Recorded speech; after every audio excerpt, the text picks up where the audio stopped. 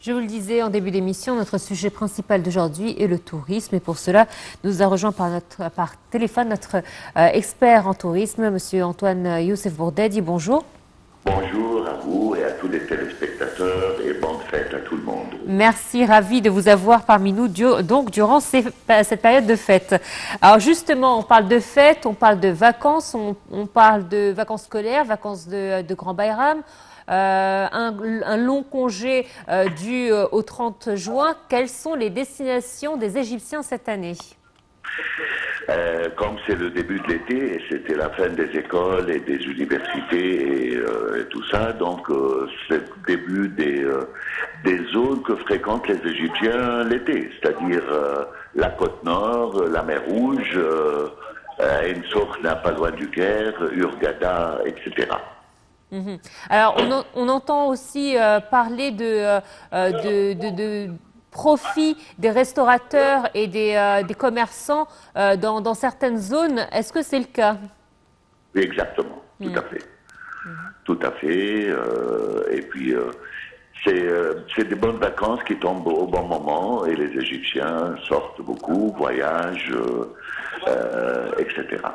Alors, ça a été une année record pour l'Égypte, alors qu'on est encore en mi-saison, mais c'est vrai que par rapport aux années précédentes, nous avons... non, répétez s'il vous plaît. Je disais que cette année, nous avons battu des records. Nous avons un début de saison qui a battu des records par rapport aux années précédentes. Allô, Monsieur Antoine? Alors, nous avons un léger problème technique au niveau du son. Nous allons essayer de recontacter notre invité. Je vous propose une courte pause et on se retrouve tout de suite après. Alors, on me dit que le problème technique a été réglé et que notre invité, M. Antoine Bourdadi, est bien avec nous. Est-ce que c'est le cas? C'est le cas, je vous entends bien. Très bien. Parfait. Alors, je vous le disais avant cette interruption qu'effectivement, les statistiques disent que cette saison 2023 a battu tous les records, un record que nous n'avons pas vu depuis un certain moment. C'est une belle saison pour les guides touristiques et pour le secteur du tourisme. Est-ce que c'est le cas et c'est dû à quoi? Oui, c'est une excellente saison. Effectivement, cette année, on a fait des records qu'on n'a jamais fait avant. Les dernières grands records qu'on avait fait en 2010, avant les événements, avant les révolutions et tout ce qui s'est passé, cette année, on a dépassé même les derniers bons chiffres qu'on avait fait en 2010. C'est dû à quoi? C'est dû à beaucoup de choses. Premièrement, la stabilité du pays après les événements de 2011 et de 2013. Bien sûr, en fait, les 30... le 30 juin, c'était hier, avant-hier, donc on a fêté la révolution de 2013. Il y a eu les événements après qui ont stoppé un peu le tourisme pendant un long moment. Dès que les choses se sont stabilisées et le tourisme est revenu, on a eu malheureusement le Covid, donc un problème mondial où tout le tourisme mondial s'est arrêté.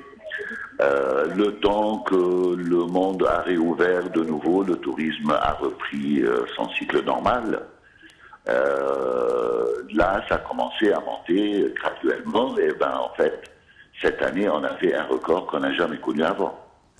Et c'est une très bonne chose. Plus, bien sûr, beaucoup d'autres choses. Il y a une infrastructure très importante qui a été faite dans les 10 dernières années.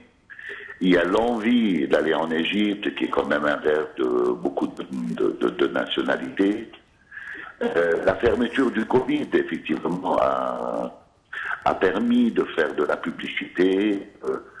Bien sûr, des événements comme le déplacement de momie du musée du Caire vers le musée de la civilisation que le monde entier a vu, l'inauguration de l'allée du Sphinx à Luxor. Bon, tout ça, ça joue, ça donne l'envie. C'est un très très bon marketing et en fait, on est en train de récolter les fruits. Alors justement, j'allais vous dire, une expression française dit « le malheur des uns fait le bonheur des autres ». Nous avons vu que la pandémie a fait qu'il y a eu beaucoup de restrictions de voyage. L'Égypte n'en a pas eu. La guerre russo-ukrainienne a fait que certains pays européens ont préféré se réfugier en Égypte pendant les hivers froids. Est-ce que ça fait partie aussi des raisons pour lesquelles l'Égypte a été une des destinations préférées des touristes ? Tout à fait, exactement. Tout à fait, exactement. comme que le moment que nous avions des événements, ça a été le bonheur pour les autres, surtout dans la région du Moyen-Orient, eh ben, cette fois-ci, c'était à nous de récolter un peu les fruits. Et c'est vrai que la chaleur de l'Égypte, de tous les éléments d'attraction touristique, que ce soit le balnéaire, le culturel et tout ça, ça donne quand même une variété, effectivement, des envies de différentes nationalités. Et c'est comme ça que ça marche bien. Mais bon, de toute façon, l'Égypte le mérite. Il a fallu quand même développer le nombre de touristes qui visitent l'Égypte tous les ans. Mais vu les événements et ce qui s'est passé entre 2011 et 2018-19, ça nous a un peu tardé, ça nous a un peu empêché d'augmenter le nombre de touristes et le nombre d'invités tous les ans d'une façon graduelle. Aujourd'hui, on est en train de le faire. On est en train même de faire des sauts et on a des estimations pour des saisons très très bonnes. Alors justement, j'allais vous le dire, il y a une stratégie adoptée qui est différente, puisque aujourd'hui nous avons constaté que le tourisme se développe dans différents domaines, c'est-à-dire que nous avons pu voir le tourisme culturel avec l'organisation de différents festivals, mais aussi le tourisme sportif avec la tenue de différents événements sportifs, des événements mondiaux, mais également le tourisme de conférence qui est assez neuf pour nous. On l'a vu notamment avec la COP27. Tout à fait. Alors, l'important, c'est de vraiment développer tous les éléments, effectivement, de tourisme que nous avons en Égypte. Donc, à part le culturel et le balnéaire, qui était toujours l'attraction principale, quand vous dites le tourisme de congrès avec le COP27, il y a eu quand même un grand événement. Et ça aussi, c'est de la publicité pour l'Égypte, bien évidemment. Il y a un tourisme qui était malheureusement arrêté pendant qu'il y avait les événements, c'était le tourisme du désert, les safaris et tout ça. Maintenant, ça a repris, donc ça fait un plus. Le tourisme religieux, effectivement, tous les pèlerinages, les lieux, le chemin de la Sainte Famille, les pas de Moïse, etc. Tout ça s'est repris aussi maintenant de nouveau. Le Sinaï est ouvert, les zones comme Sainte-Catherine et tout ça c'est ouvert. Donc ça fait un plus. Et en plus de tout ça, il y a un tourisme que nous avons perdu quand il y avait les événements, qui représente quand même un grand part du tourisme égyptien. Des fois, ça représentait 30% de nos revenus touristiques. C'est les touristes arabes. C'est vrai. Les touristes arabes qui viennent l'été, préfèrent passer leurs vacances en Égypte. Donc ils sont revenus pour la côte nord, pour la plage, pour le Caire, pour les spectacles, pour les séances, pour le théâtre, le cinéma et tout ça. Dans les années précédentes que nous avions des événements, alors ils allaient en Turquie, ils allaient au Liban, ils allaient en Europe. Mais l'Égypte, c'est toujours le pays le plus visité par les Arabes. Et là, cette année, on a un potentiel très important dans cette saison d'été pour les Arabes. Plus, bien sûr, le tourisme de sport et tout ce que vous venez de dire. Vous avez raison. Et c'est vrai que l'Égyptien est devenu, on va dire, plus ouvert en termes de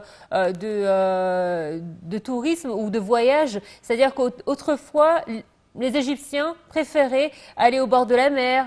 Ça reste une destination préférée. Mais je veux dire qu'aujourd'hui, il prend plaisir également à découvrir son pays et à visiter des lieux comme la Nouvelle-Vallée, comme Siwa, comme des zones. Fayoum, par exemple, ouais. Effectivement, Fayoum est devenu une vraie destination pour le week-end. Donc c'est vrai que ça aussi, ça augmente. Ça c'est vrai de toutes les jeunes nouvelles générations égyptiennes. Ils ont envie de faire des activités, effectivement. Donc les safaris, ça marche très bien parmi les Égyptiens, les zones, comme vous venez de dire, Fayoum, etc. Et puis ce qui est quand même curieux, c'est que la visite des sites culturels, donc la croisière sur le Nil, les Darabia, la visite des musées. Il y a les musées aujourd'hui, on les voit plein d'Égyptiens qui vont visiter, découvrir un peu leur civilisation. Les trekking au Sinaï, dans les montagnes, tout ça. Les voyages vers Siwa, vers Kharga, Dakhla, Bahariya, Farafra, les 4x4, tout ça, ça marche très très bien. C'est vrai, vous avez raison. Un dernier point avant de vous libérer. Vous avez parlé effectivement des touristes arabes. On voit également que de nouvelles villes avec des grands hôtels de luxe ont vu le jour ces dernières années. On parle par exemple de la ville de Galala, la nouvelle Al-Amin, qui sont aussi des destinations qui sont très prisées par les Arabes et qui font entrer de bonnes sommes d'argent au pays. Tout à fait, effectivement, ce type de ville, c'est fait pour ce type de tourisme. Aussi bien le tourisme mondial, aussi bien que l'égyptien, mais surtout pour le tourisme arabe qui aime beaucoup ces types de destinations. Une ville comme El Alamein, c'est un peu faire une ville moderne de la 4e génération qui ressemble comme des grandes villes comme Dubaï ou autres, mais au bord de la Méditerranée, donc avec le climat de la Méditerranée et toute l'ambiance de la Méditerranée. C'est très attirant. La mer Rouge, à part les resorts qu'il y a à Hurghada et à Safaga, etc., il a fallu une ville comme Galala, pas loin du Caire, effectivement.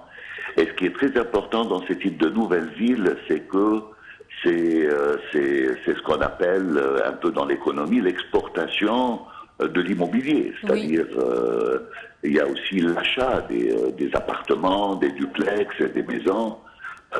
Et donc ça rassure ou ça confirme un tourisme continuel tous les ans. Vous voyez, si les gens ils ont un local dans lequel ils peuvent venir, donc ça fait des vacances tout le temps, hein, donc pour les années qui viennent.